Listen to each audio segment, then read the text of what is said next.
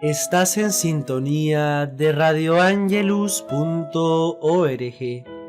Prepara tu corazón para reflexionar el Evangelio del día a cargo de nuestro hermano Rodolfo Ascanio. Queridos hermanos y queridas hermanas, en este día nuevamente nos ponemos en manos de Dios para escuchar su palabra y su mensaje, hoy en manos del evangelista Lucas.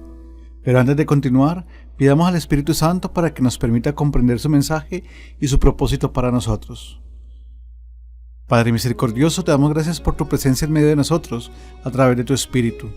Te pedimos nos ilumines y nos des la sabiduría para que tu mensaje llegue a nuestro corazón y que por medio de nuestra vida seamos parte de la salvación de la humanidad. Tú que nos amas y nos tienes misericordia, danos un corazón más humano, al estilo de Jesús. Amén. Queridos hermanas y hermanos, este día vamos a leer el texto del Evangelio de Lucas, capítulo 9, versículos 43 al 45.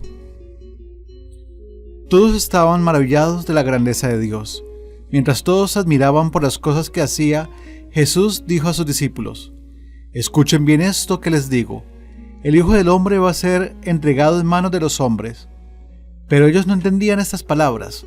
Su sentido les estaba velado, de manera que no podían comprenderlas y temían interrogar a Jesús acerca de esto. Palabra de Dios. Gloria y honor a ti, Señor Jesús. Queridos hermanos y hermanas, en este evangelio se hace presente el segundo anuncio de la pasión, muerte y resurrección de Jesús. Y los discípulos aún no comprenden a qué se refiere Jesús con estas palabras. El Hijo del Hombre va a ser entregado en manos de los hombres. Esta falta de comprensión se puede aclarar si vamos desvelando poco a poco el mensaje. Primero, el Evangelio nos dice que todos estaban maravillados con la grandeza de Dios al ver las acciones de Jesús. Son actitudes que el pueblo judío reconoce en Jesús, pues demuestran su poder y genera confianza en que por medio de este Mesías se puede derrotar al imperio romano y a todo el poder opresor. Los discípulos siguen soñando con un Mesías glorioso, que los defenderá y luchará por la liberación del pueblo.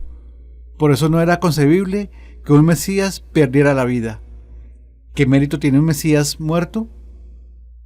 Ese sueño no tiene nada que ver con la realidad. Pues como Jesús siempre lo ha dicho, su reinado no es de este mundo. Por lo mismo, su lucha contra la opresión no es por medio de las armas o por medio de la violencia. La misión de Jesús radica en su entrega por el reino de Dios. No necesita de armas que maten. Su única arma es la confianza en su Padre y su misión es el servicio. Segundo, el temor a preguntar de sus apóstoles se entiende en la medida del temor que ellos tenían de aceptar como seguidores de Jesús que corrían el mismo peligro. Que aceptar la cruz no es tan fácil y por lo tanto la muerte les asusta. Pero, ¿qué significa la muerte en la cruz para Jesús? Recordemos este pasaje bíblico. Les aseguro que si el grano de trigo que cae en tierra y no muere, queda solo, pero si muere, da mucho fruto. Es decir, el que muere por seguir a Cristo tiene asegurada la vida eterna, y su fruto es la resurrección. Eso lo entienden los apóstoles después de la resurrección de Jesús y no antes. Por eso el miedo. Eso también lo podemos entender cuando le preguntaron a Monseñor Romero si tenía miedo de que lo asesinaran, y él dijo: sí tengo miedo, pero como cristiano creo en la resurrección. Y más adelante dice: si me matan, resucitaré en el pueblo salvadoreño. Esa es la resurrección cristiana.